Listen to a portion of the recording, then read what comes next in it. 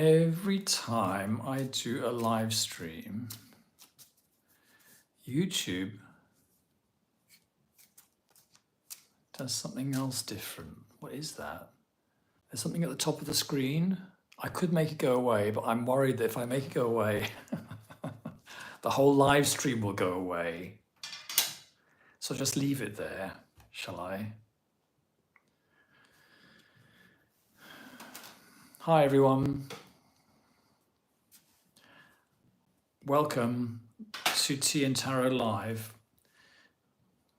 We haven't even officially started yet, so I will shuffle some tarot cards and I'll do my little reading for the live stream, and we can see what lies in wait for us around the corner the next 60 minutes.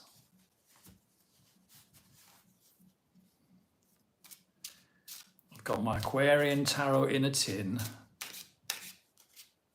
Hi, Redwing. Hi, Apox. I don't recognize that nickname or that little profile icon. It's very chic. It's very chic and shishi. I like it very much. A star on red. Please give us a reading for this live stream.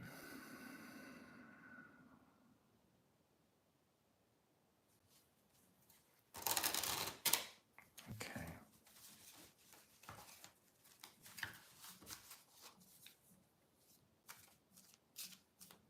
Hello, Lady Booksmith.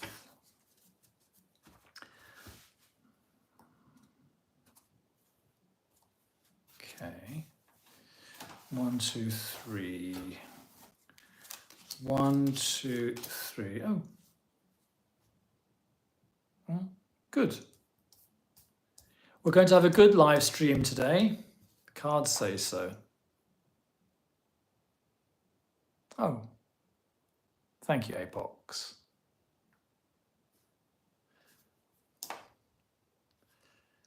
Apox says, I watch you, Robert, for a while, but I'm rarely commenting. Marvelous. Well, it's 6 o'clock British Summer Time. Welcome, everyone. And I'm Robert Farrer. This is Tea and Tarot. I'm a bit better this month. I've been recovering from overwork, taking it very easy and having a holiday and things. And at the moment, my spouse is away on holiday. I encouraged him to take little holidays, also take little trips, not necessarily with me. I mean, we're very, we're very close. But I go to London sometimes to take care of business in London because I'm an Englishman living in Berlin and I have a German husband. And so I go to London sometimes, like twice a year, and I run around London, I go shopping and I buy tea and I see old friends. And sometimes my partner comes with me. Sometimes he doesn't. The majority of the time he doesn't, because I've just got so much to do there. And so this year I said, look, why don't you occasionally do a fun thing that maybe I don't desperately need to do. So he's off in Paris, where he used to live, for 10 days. And I'm home alone, so I'm having a very quiet time. Little bit of housework, little bit of cooking, little bit of writing, and a lot of just completely following my own schedule. And I find that very, very restful, and I'm feeling much, much better. Still have low energy, so I'm going to go off to the GP, the German equivalent of the GP, next week, and we're going to check that I got enough vitamins in my bloodstream and stuff like that.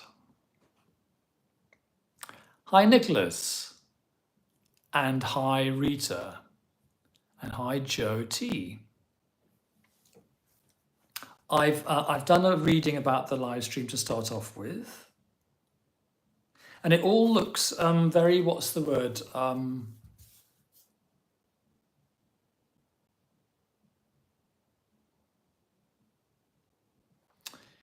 It all looks very sort of solid. Solid, hard-working. We're a bunch of solid, hard-working tarotists, aren't we?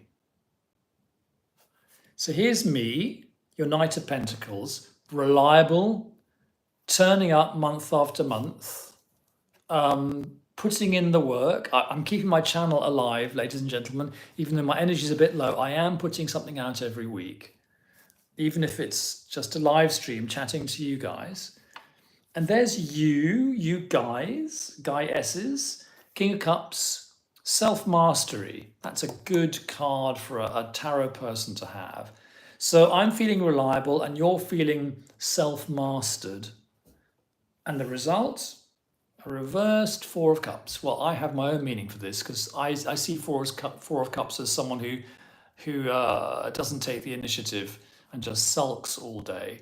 So reversed Four of Cups, taking the initiative. So that, I see that as an energetic card. I just do, when I do reversals, I don't go on traditional reverse meanings. I just take the main meaning as I understand it and just flip it in any way I want to flip it. So my personal meaning for the reversed Four of Cups is being proactive. So I see it as quite an energetic card. So I see this as quite a nice, proactive, solid kind of meetup we're going to have today. And I was thinking about anything I wanted to say while I was just getting ready for the live stream today. And I just want to say that, okay, I think it was last Sunday I put out a video and it was called Seven Essential First Steps for tarot beginners. And I got some nice replies and comments to that. And I think I got some new people coming to my channel because, a beginner's essential steps for beginners video is, I think, always quite a nice thing for people. I said in that video that, there are various things you can do, but one of the things you can do is keep in touch with other tarot readers. Don't be isolated. Don't go stale. Don't burn out. Just keep it jolly and keep it nice, because I think that's a really valuable thing. And I was reading tarot before the days of the internet, ladies and gentlemen, and one didn't make connections so easily in those days. And certainly for most of my life, I was the only person I knew who read tarot.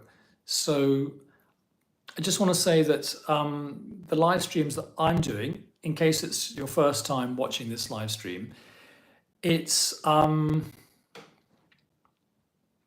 it's a number of things, but one of the things is it's a kind of slightly sort of like a club night, a meeting in a cafe or a bar for people who like tarot. At the moment, I can see there's 26 of us sitting in our cafe, and you can comment, and you can comment on what I'm saying. You can comment on what other people are saying. You can say, hi, I'm in Canada, or hi, I'm in Mexico, or you can say, hi, this is my first time in the live stream. And who knows, you might make a friend. I'm not just talking about me. You might make a friend in one of the other people who's watching. And actually, we have had instances of people watching the Tea and Tarot live stream, and one person says, oh, I make jewelry, and the other person says, oh, can I buy it? I was wearing some of the jewelry that someone made for me via this channel, and so that was nice. So yeah, it's a social, and it's an opportunity to just exchange ideas and to say hi. And I will I'll throw ideas into the pot, so to speak, because I'm kind of the person with the mic. I wish I wasn't, but that's the nature of the beast. We could do it other ways, but for YouTube, I am the person with the mic. So I keep talking and I keep the conversation alive. And I will suggest subjects that we can talk about, and I might do a reading here or there. And then you guys can sort of pick up on those things and throw things into the pot, and then we'll have a great conversation. So Debbie's Witchy says, hello, this is my first time in from NH. Now, is that New Hampshire? I'm British. I don't really know what NH means. But tell us, Debbie, and welcome. Very nice to see you. So yeah, if anyone is here for the first time, just say hi, and just say where you are, and then you get a feeling for who's here, and it's kind of one of the nicer features of the internet that we can do this. Francis Smith says, so agree. We readers learn so much from gathering together and reading cards. I love hearing different approaches to the cards. And Debbie says, yes, New Hampshire, US. Thought so. Okay, just for anyone whose first time this is, I do a little bit of reading on these live streams, and then the rest of it is sort of discussions about like books or decks or ideas. And so I offer maximum 3 readings, and I do them so that I don't get confused. I do one of them around 6:15 British time, one of them around 6:30, and one of them around 6:45, so that there's some separation between the readings. And then towards the end, I do sort of like single card readings, just to say, I do single cards. I have these little sort of homemade angel cards, just to make people feel happy and inspired before we all say goodbye.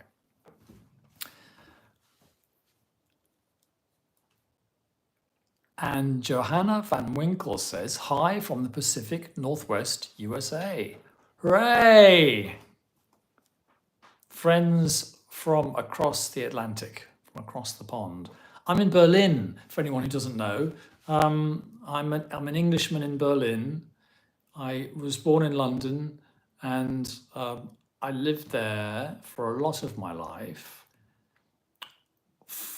You know, some people, I mean, if you looked at my astrological chart, you would, and you were in astrology, you'd say, oh, yes, I understand that. I think some people just need to move away from where they were born.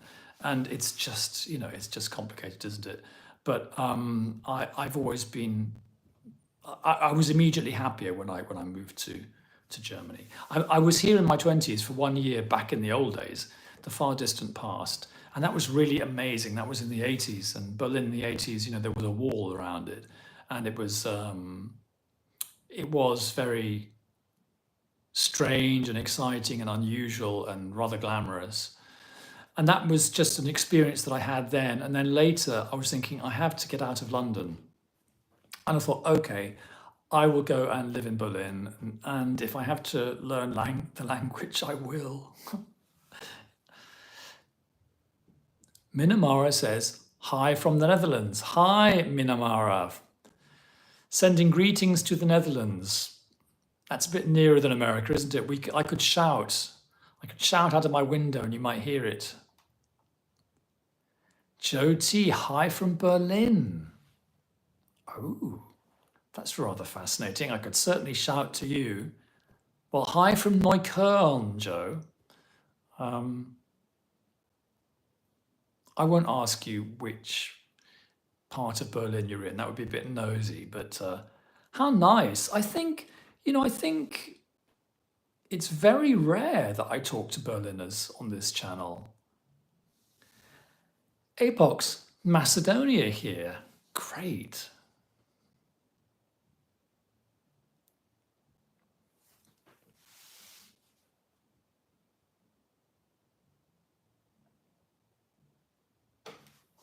Okay, I also have decided that the theme for this evening is what is useful. The question I'll throw out to you guys is, what is useful for people who are starting out with tarot? What are the essentials? I think, what did I say in my video? I said, get a pack of cards,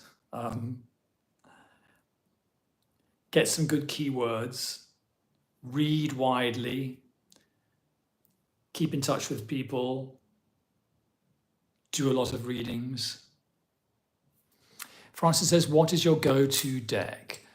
I typically fall back on the Universal Weight since most clients understand the pictures and symbols. I'm in Oklahoma, USA.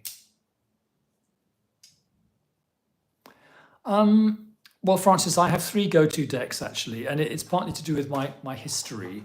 My first ever tarot was the Aquarian, which I now have in a tin. I have an original non-tinned version from whatever it was, 1980.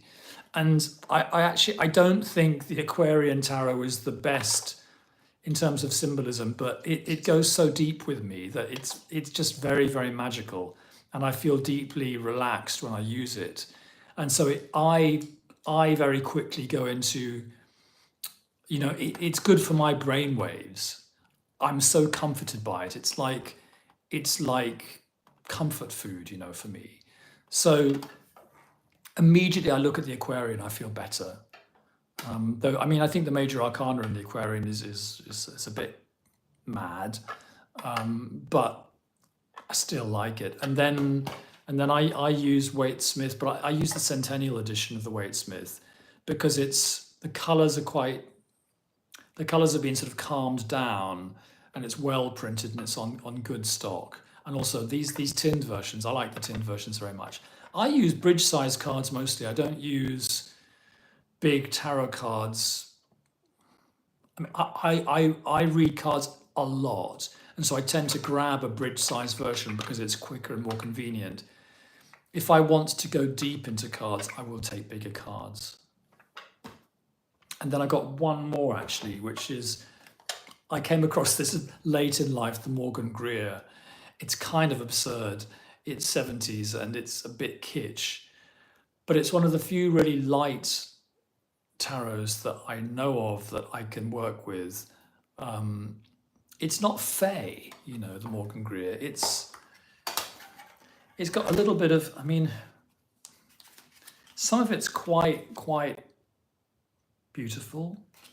The court cards are really lovely, and the colors are very warm. There's a lot of orange in it.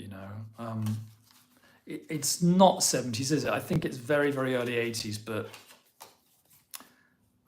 it's lots of men with beards and moustaches. So if you like that sort of thing, it's your deck.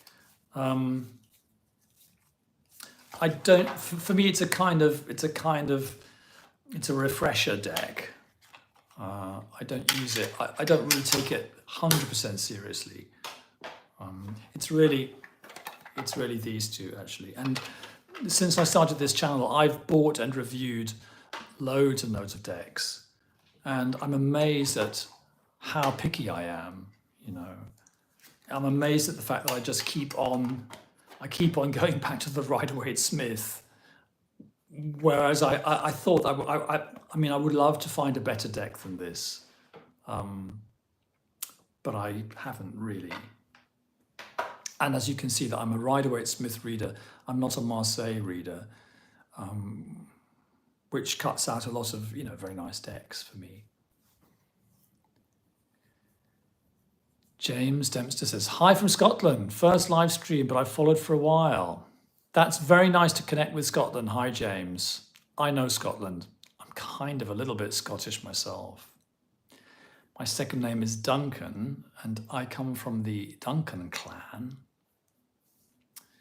There's a big tale around that. Eastern part of Scotland, Dundee, Camperdown House, and all that stuff. But it's a very complicated story, James. But very nice to say hi to a Scot.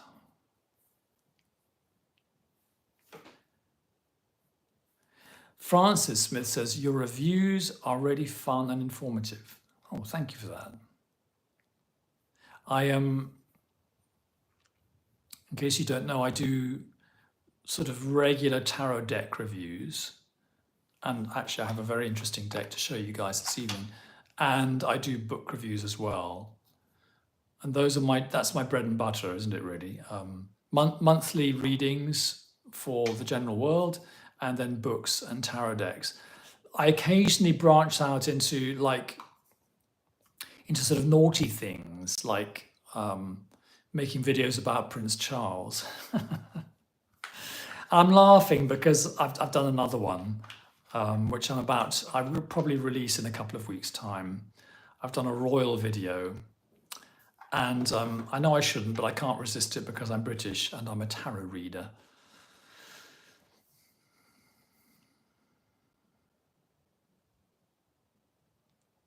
So my book review videos, I'm very into them too. The only problem with that is that you have to read the books, and that takes time. So I think I'm having a bit of a rest from reading tarot books at the moment. I've read so many, and I do recommend it because it broadens your ideas about what tarot could be.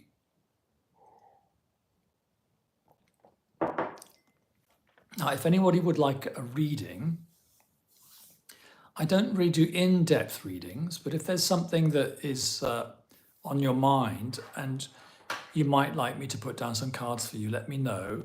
And if there's more than 3 people, we'll make a waiting list. The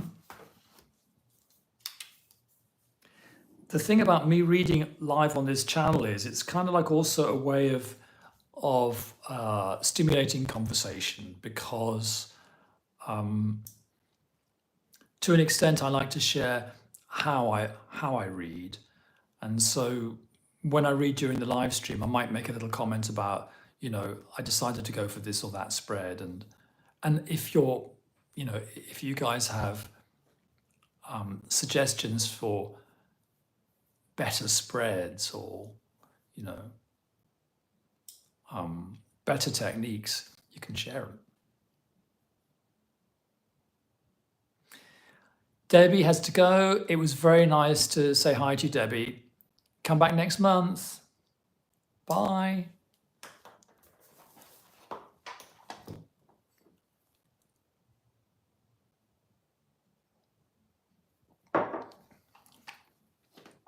Well, I had a birthday recently. And of course, I don't know whether you agree, but I have, in the past years, I've got into the habit of buying presents for myself. And this year, my present to myself was an oracle deck. Francis, I see you've asked a question. So give me a second and I will finish my sentence.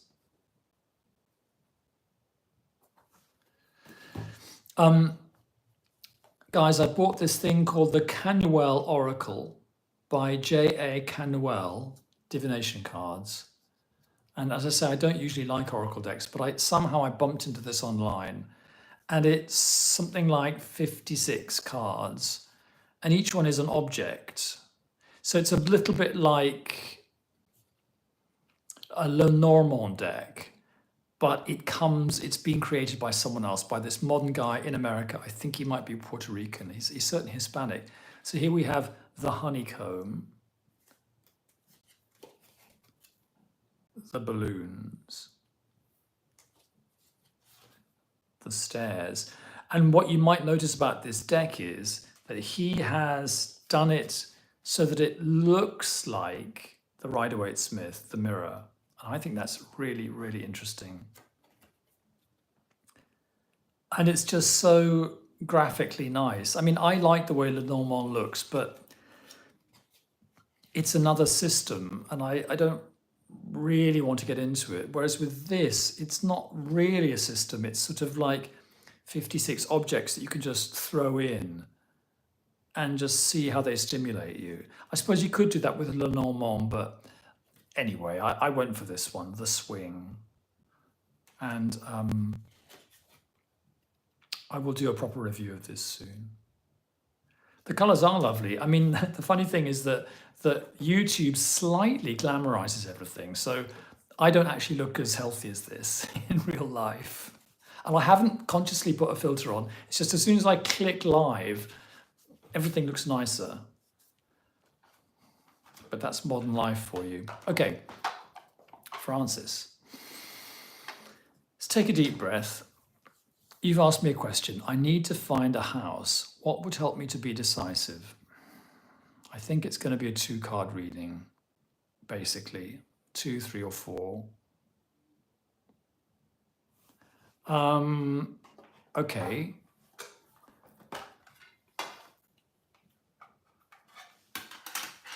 Okay, I'm now going to concentrate on Francis's question for a minute or two. Can we please have a reading for Francis?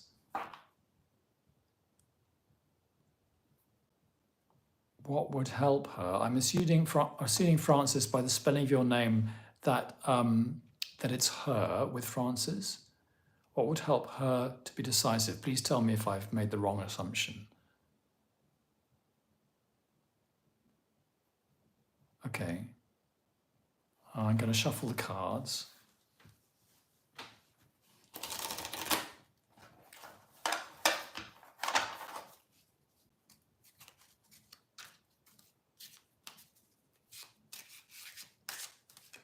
Be decisive. Okay, so I'm going to cut the cards into 3 piles, Francis. And here they are. So that is the left pile for me. That's the center pile, and that's the right pile. Would you like to tell me which pile I should use?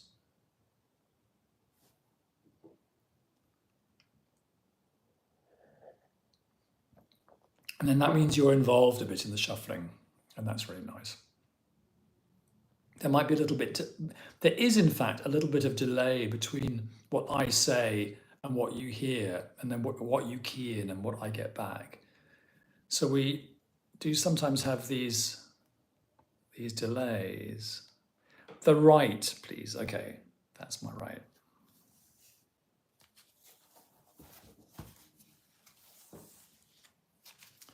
So I'm going to do my issue and advice spread.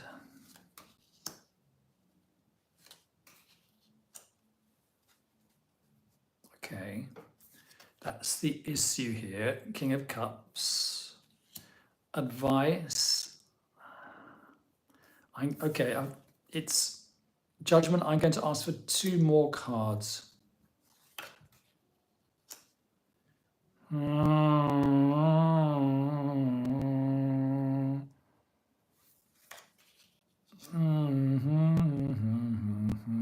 of Swords, King of Swords, King of Swords.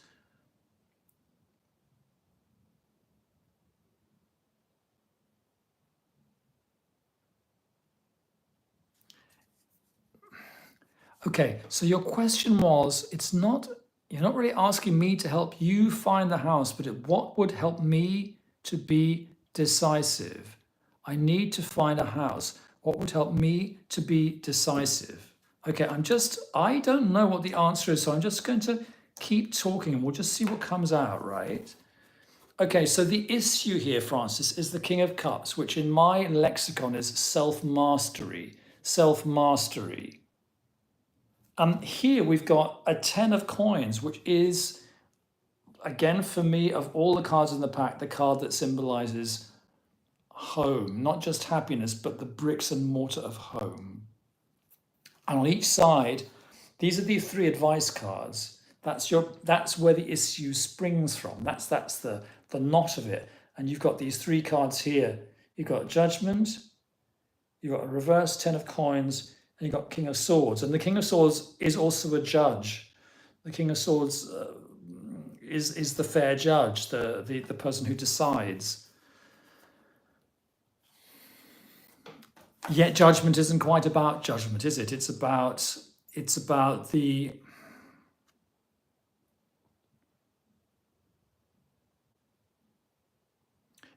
new lease of life. Okay, this is very, very interesting. It's very interesting, even I don't know what the answer is, but I'll tell you why I think it's interesting. And it might be interesting for you to hear me say why. You've asked what would help me to be decisive. The King of Swords is decisive. There's the lack of the house. There's the lack of the house. So we're still looking for advice. that is the new lease of life. It's getting up, it's going out there and responding to the vocation. It's hearing the call. So it seems to be something about getting out of not quite getting out of your head, that the ability to make decisions has got something to do with this, something that would give you a shot in the arm. And this doesn't feel like house hunting. This feels like a much more, not exactly existential, but a much more of a question of your inner inspiration and your inner motivation for living. So it's not, the answer isn't sort of stop looking or stop deciding about the house, but it seems to be you need some sort of turbo source of energy. And I think what the word I'm getting for you is vocation. It's something about vocation. Maybe if you can free up some energy by giving attention to the question of what your vocation is, you will then be more able to be decisive about finding a house. And that, Francis says, I am leaving an area I have lived in for a long time.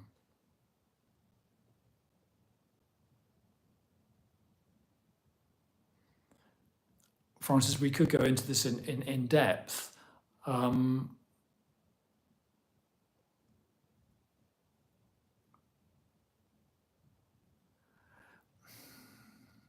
mean, I could ask you, for example, why you're leaving the area, and whether, we could talk about whether there's anything which the word vocation triggers for you. I think there is a limit, maybe, to the amount that we would want to discuss in public, on the internet. So let me see. Yeah. Thank you for the insight. Change is difficult. It's true.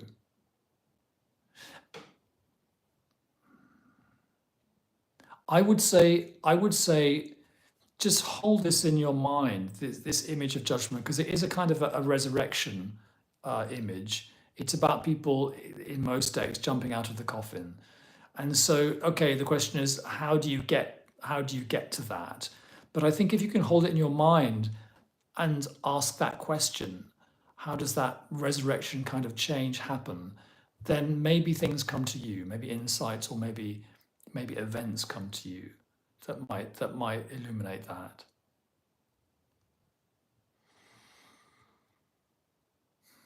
Okay, that's what I'll say for now. The readings that I can give you during these live streams are a bit like fortune cookies. You pulled judgment this morning. Okay, then it's theme of the day. It's theme of the day, isn't it? But as I say, yeah, these readings are a bit like fortune cookies. They're a bit gnomic, if you know what I mean, with a GN, gnomic. In other words, they're a bit like, they can be a bit like little riddly pronouncements, not because I'm trying to be riddlesome, but because I'm not sitting in a room with you in private, going deeper and pulling more cards and doing more spreads. This is just the insight that we can get from one spread in the space of 5 or 10 minutes. Okay, but thanks for the question, Francis. It always is a big pleasure to read for people. Nicholas says, "Hi, Robert. Could you pull a card from your new Oracle deck for me, please? No question. Just curious to see what might come out." Sure. Let's see what the Canwell Oracle has for Nick. In fact, Nick, I'll give it a quick shuffle. And could you give me a number between 1 and 5? So then you're involved in the shuffle.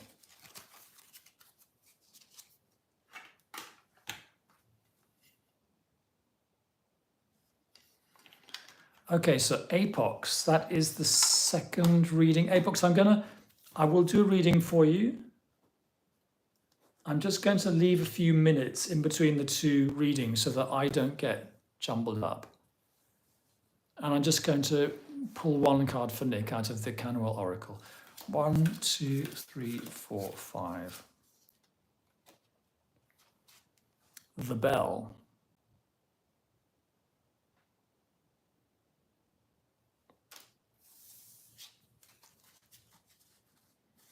The Bell.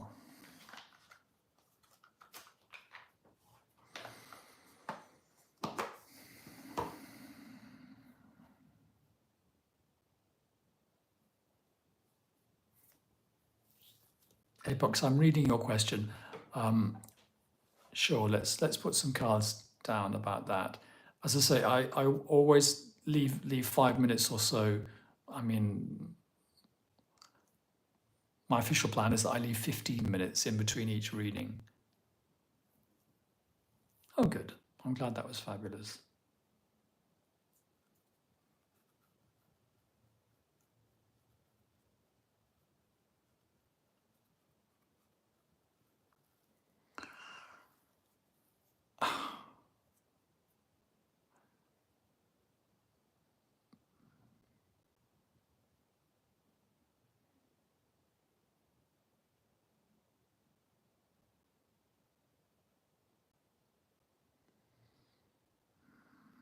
Apox says, I'm feeling overwhelmed and under pressure on my long-time workplace. I think we could do 7 cards for that. Oh, we've got to. Are we being trolled? I should have a moderator, shouldn't I?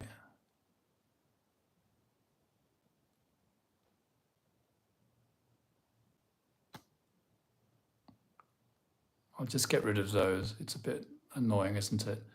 In fact, maybe I can block that person.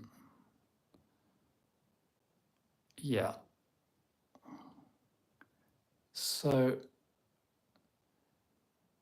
that person has been blocked. Okay, so now we can carry on with having a nice time.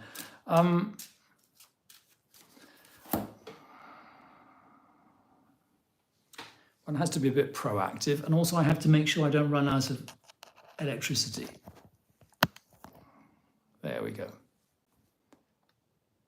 So Apox, sorry, I needed to deal with that hostile viewer and get my equilibrium back. I'm going to give you a 7-card reading, and I'm going to change the deck.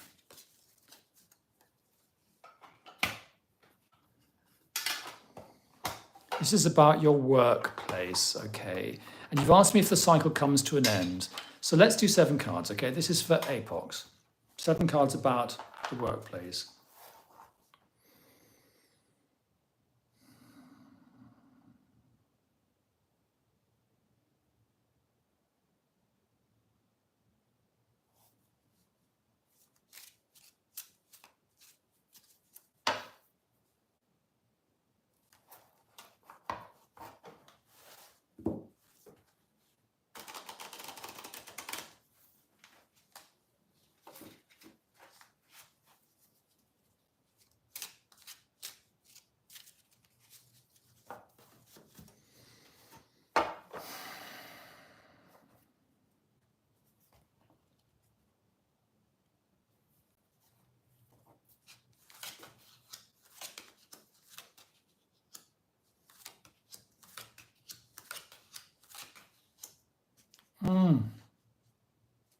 Gosh.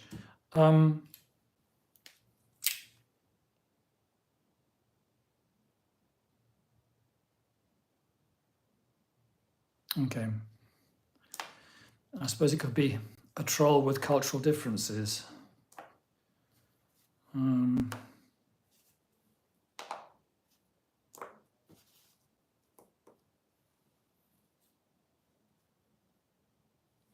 Okay, environment, obstacles, outcome.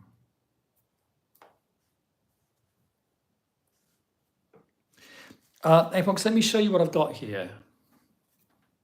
That's 7 cards for you.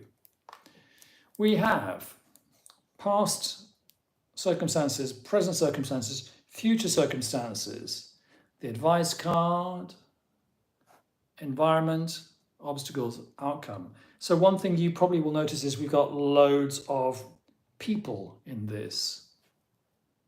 And it feels like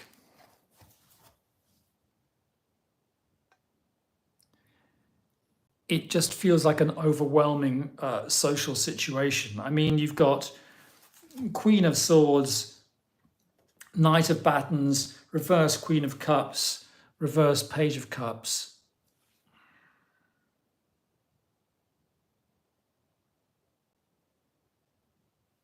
You've got environments, you've got this one. It feels sluggish. This actually is the only card in the reading that refers to the passage of time. And it feels slow.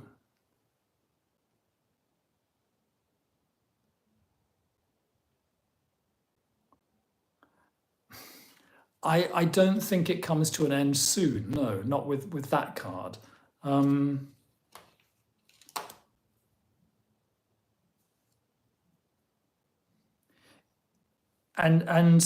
you know, that as your outcome, that's seems quite undecisive. It seems that the environment just doesn't really, the workplace just doesn't really allow you to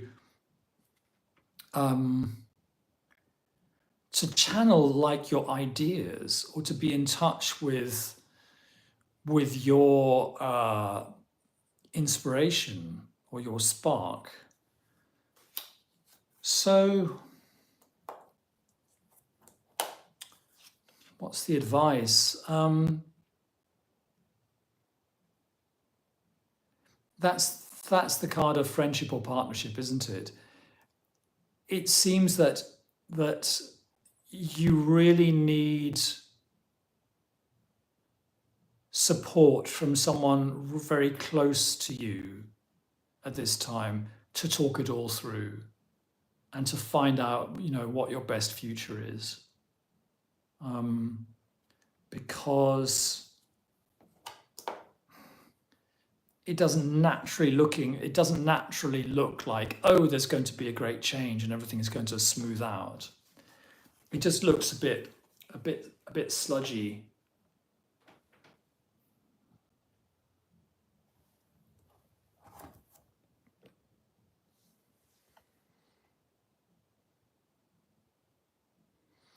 April says, I'm persistent to clean up the mess one thing at a time. Well, that does sound very, what's the word? Very honourable of you.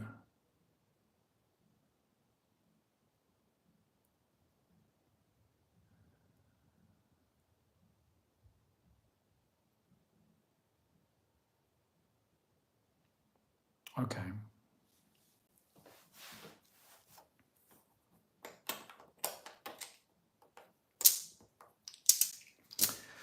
Take a deep breath, and I will clear those cards away for Apox.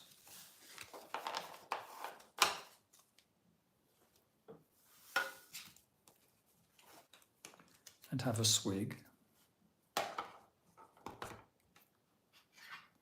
Apox, I kind of want to just round it off with something. I'm going to take one of my angel cards for you, because these are all pretty positive.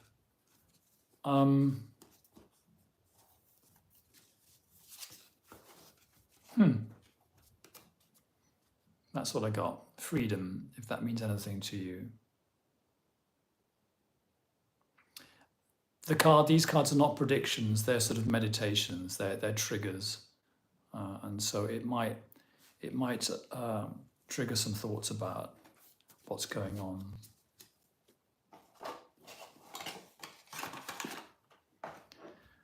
Okay.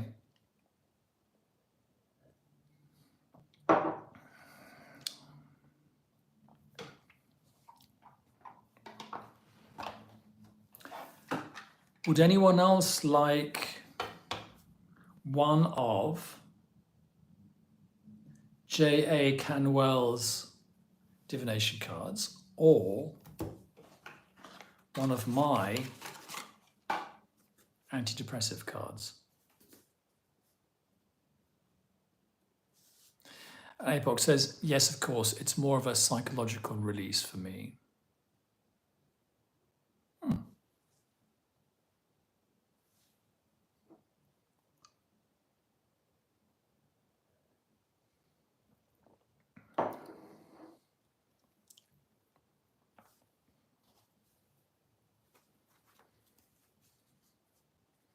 Well, let that just let that sink in and see if you wake up tomorrow morning with any kind of, practical thoughts in your mind that might be indicating for you the way to go ahead. I think that's often how it works.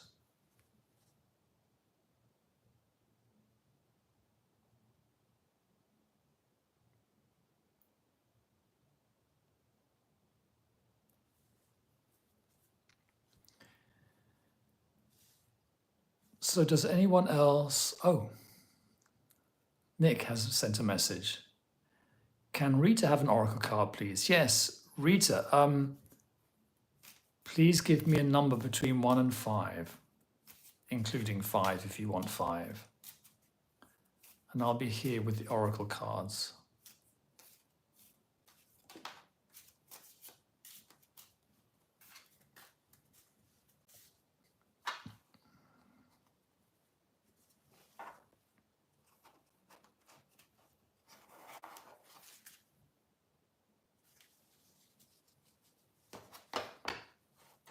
Four.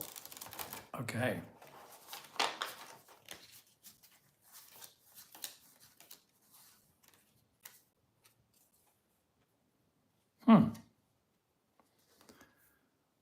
The volcano.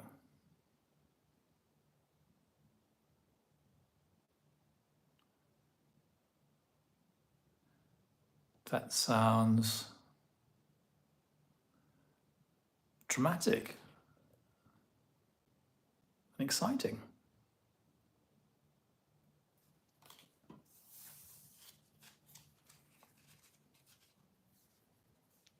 Is there anyone watching today who's a beginner? I'd be interested to know. Or is it that you guys who tune in tend to be quite advanced tarot readers? I think a lot of the people who I talk to on the channel are kind of up and running, experienced tarot readers. But there have been some people who've just come to tarot, haven't there, who you can tell they're going to get into it and learn really quickly and run with it.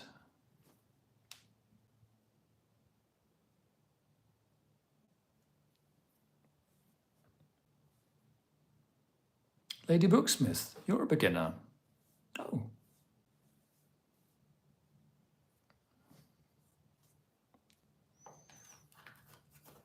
And which deck do you use?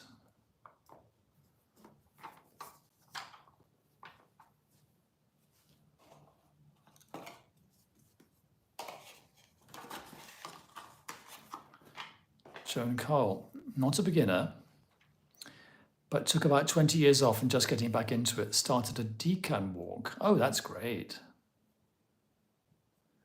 Lady Booksmith says RWS. Very wise, very wise. A-Book says, I consider myself as a beginner, even I'm interested into magic and the occult for a while. Ah.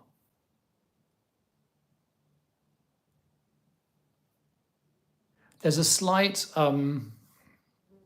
what's the word? There's an overlap, isn't there, between tarot and magic. It's not necessarily a part of magic, though it can be, I suppose. I know a lot of people who are into magic are also into tarot. I'm quite a pure tarot person. I've read about magic, but I've never actually indulged.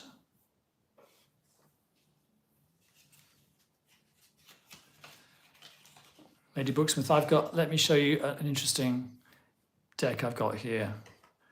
It's called the Melanated Classic Tarot. Not widely known, but look, it's a kind of like Jamaican version. Everyone reimagined as people of color with these warm, slightly Caribbean redrawings of the Rider-Waite-Smith. You say, I have the Aquarian deck, but it's hard to read, so I have a traditional one now. Yeah, this is very nice. I think the Aquarian is not particularly, it's not a really very good deck. It just happens to be the first deck I ever got, and so I made the best of it.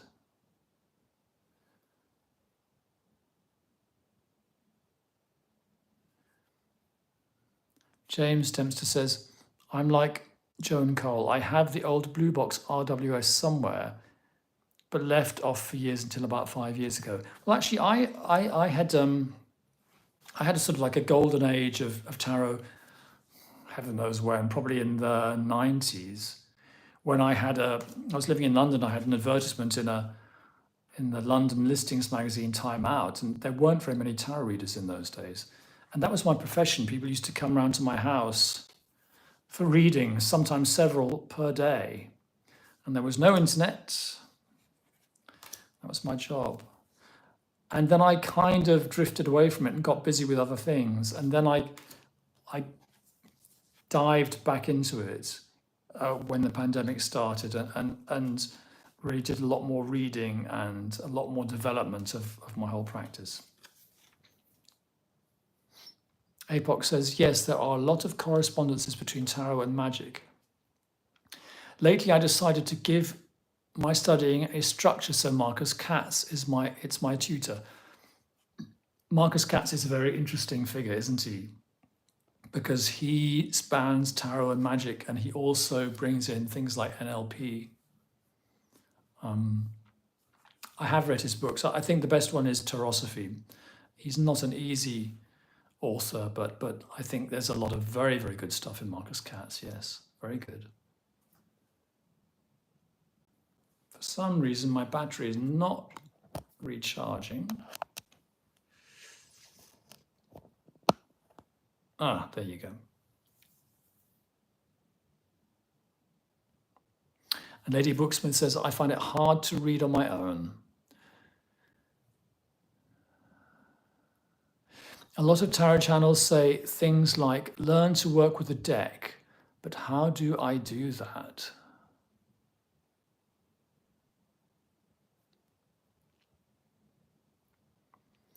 Lady Booksmith, it sounds like you might need, if you're finding difficulty learning on your own or reading on your own, you might just need kind of like someone who you could team up with and just exchange kind of like light readings. It's possible, and it's also important to read tarot in a light way. Like, how do I feel about that yoga class? How do I feel about even how light you want to make it? I mean, planning a holiday, buying new clothes or something, you can use tarot cards in those senses, just to get more and more familiar with seeing the cards, and in a sense to take the heaviness out of it and to take the seriousness out of it. I mean, it is kind of serious, but you don't want it to be heavy, and you don't want it to sort of hold you back. The great thing is that you want it to flow, and you want to feel relaxed, and you want to feel familiar. And it does really help if you do it a lot. Though I know at the beginning it can be a bit of a kind of challenge to do it when you're sitting on your own and you've got no sort of feedback. I was lucky also in the 90s that I was in a meditation group. It's not a bad idea to be in a group if you can be. Joan Cole, I had a website and did lots of reviews back in the late 90s and early 2000s. Had a kid, changed careers, just didn't have the focus available. Yeah. Well, it comes and it goes and you come back to it and it's still there.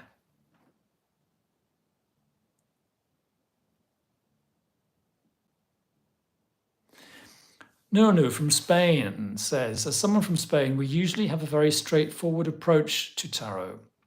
We start with Marseille, or used to, I'd say. So no magic correspondences or heavy symbolism. When I began with RWS, I thought of a person or situation and pulled a card or two to get a feel for the cards. Lady Brooksmith, I think that's an extremely interesting question, what you've asked. How does one get to know the tarot? How does one get into the flow of tarot when one is starting out and when one isn't doing all that many readings and when one finds it difficult to read on one's own? I'm going to give that extra thought, and I might, if I come up with anything, I might make a special video about it.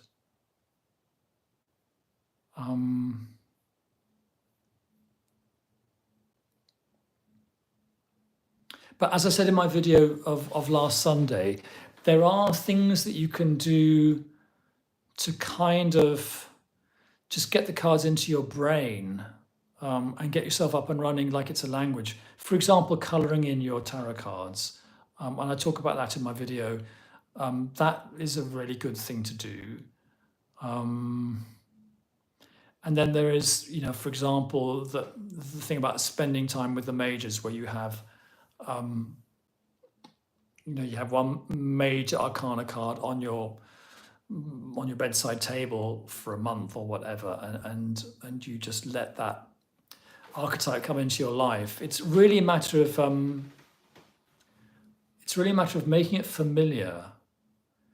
Like if you go to a foreign language, if you go to a foreign country and you're surrounded by this language and you read books in the language and you go to classes and you have conversations and eventually it becomes your language. And it does take time, but I think what you want to achieve is for tarot just to be a fluent language where you can just look at the cards and you immediately are able to access possible meanings, and you can make little connections in your mind, and it just becomes easier and more flowing. But it's a good question. I will think about it.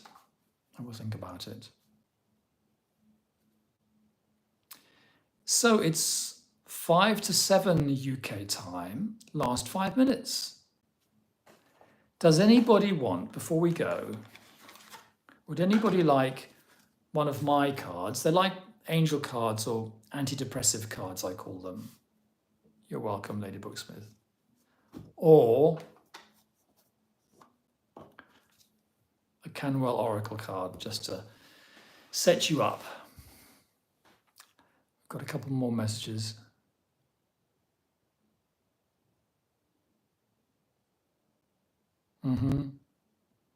Good advice, Joan.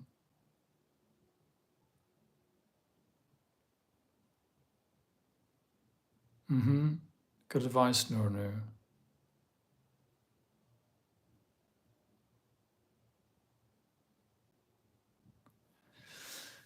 And actually, yes, and Marcus Katz, actually what you said, Joan, is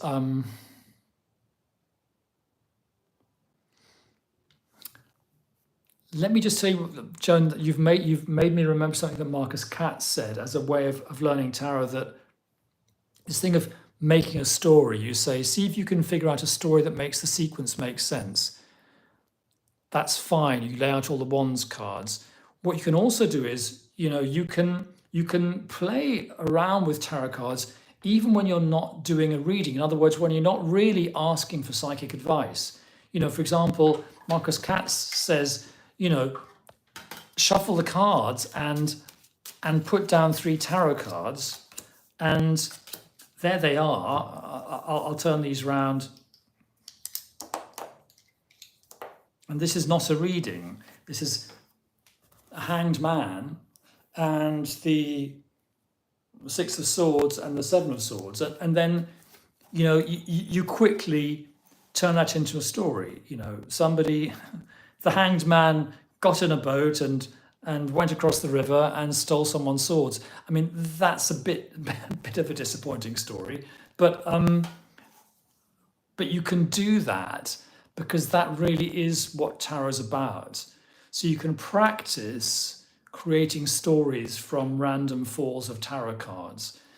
And then when you want to read tarot cards as a reading, you get yourself in the zone, you get your brain into the right frequency, and maybe you contact your friends in the other dimensions and you ask a question, tarot cards go down, and then you have this fluency in turning them into a story. And I think that's what it's all about. So that's a Marcus Katz exercise, and I think it's a really good one. And actually, even though I don't think he's a very user-friendly writer, I think he is a very, very interesting and good teacher in some ways. He has a book called Tarosophy. It's not on my shelf at the moment, but it's, first half of it's really good.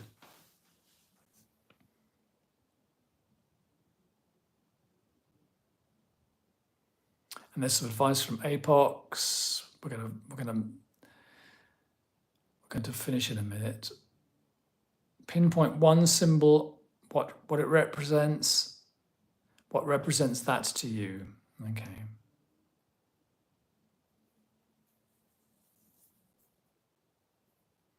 Telling stories like Calvino's Castle of the Cross Destinies, exactly.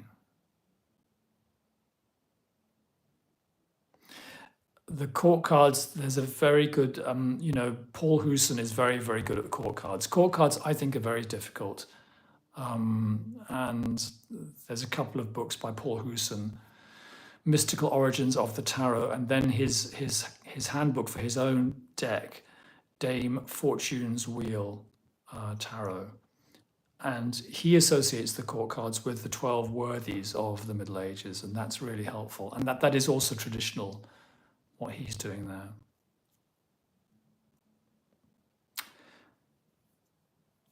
Joan says, for keywords, I like Lisa Pappas's recent book. She works out rationales for a single keyword. Oh, I didn't know she wrote books. I've learned something today. Her book is Unlocking the Tarot. No, I will read Hewson's books. Yes, he wrote one called The Devil's Picture Book in the 70s, which is a classic, but maybe not the best one.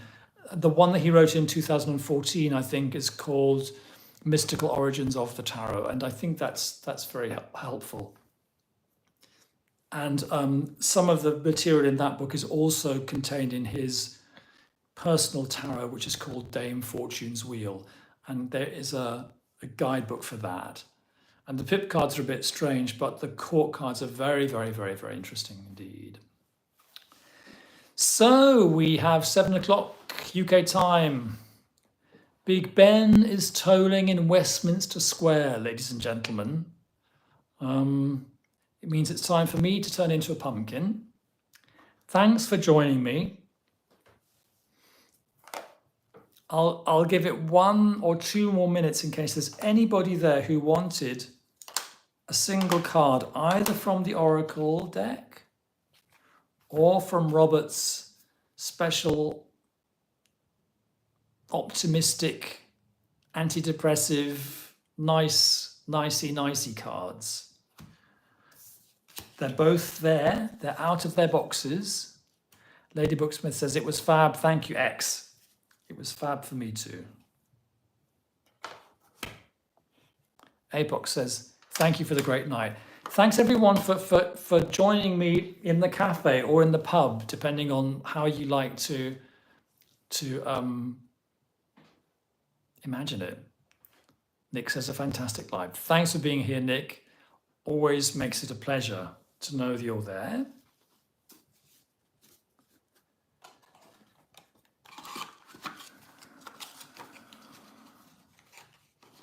We shall wind down and say goodbye. But this is one of the nice parts of the internet, isn't it? It's just hanging out with friends and talking about a special interest, a special passion, and just chucking a few ideas backwards and forwards down the lines. Okay, everyone, thanks for tuning in. Goodbye. Have a lovely week. I will be releasing videos over the next 2 or 3 weeks, and then probably in about 4 weeks' time, I'll do a live. I do 1 live per month at the moment, if I can. Okay, bye. Lots of love. Bye. See you later.